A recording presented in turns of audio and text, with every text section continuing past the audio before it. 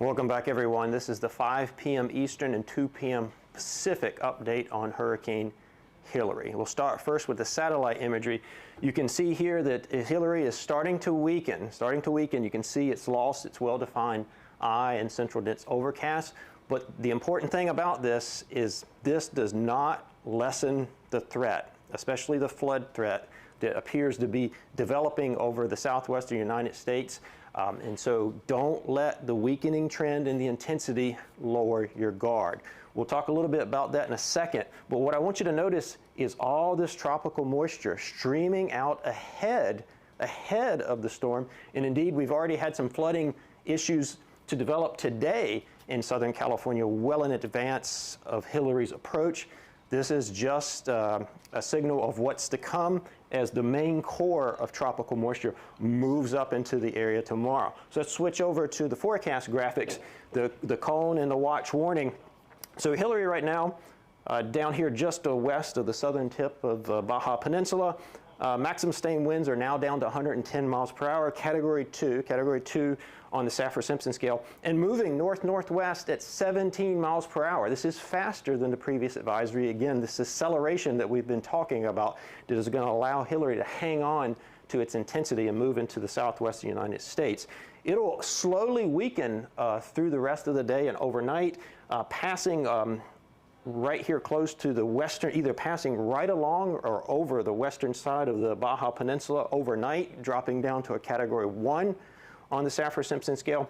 And then tomorrow around lunchtime, dropping below hurricane strength sometime tomorrow during the day before moving into the southwestern United States. So we do not anticipate a hurricane moving into Southern California, but we do anticipate a tropical storm. And that's why on this map you see this blue area here. A tropical storm warning is in effect for the area in blue. And I'm going to zoom in a little bit here so you can see where you're at.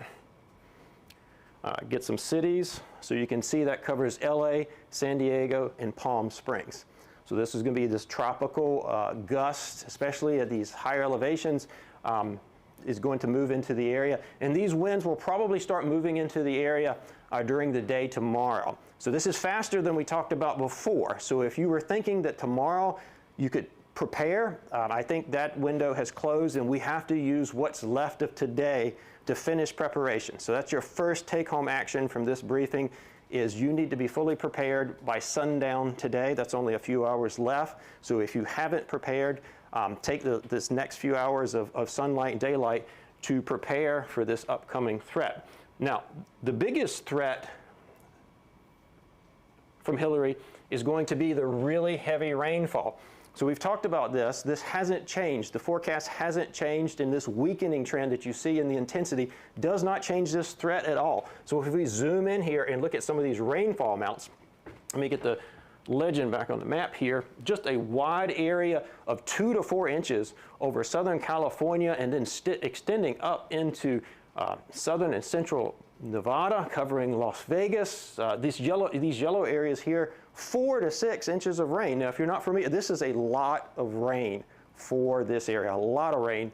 And remember, this rain is going to come down faster or harder or quicker than what you're used to seeing in your typical wintertime rainstorm. So that's why we have, this is the flood risk map. So this is the chance of significant flooding.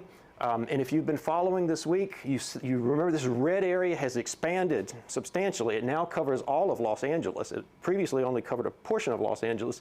And look how far up into Nevada extends, covering Las Vegas. And then the high risk, and I'm going to tell you from experience, these high risk are not often.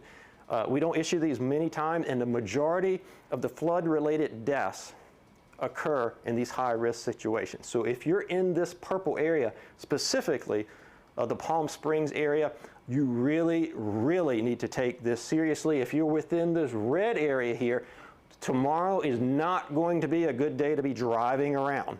So what I recommend, your second take-home message, if you're in this area here, is get what you need to be comfortable. Groceries, supplies, whatever you need to be comfortable for the next day or so, and then stay put.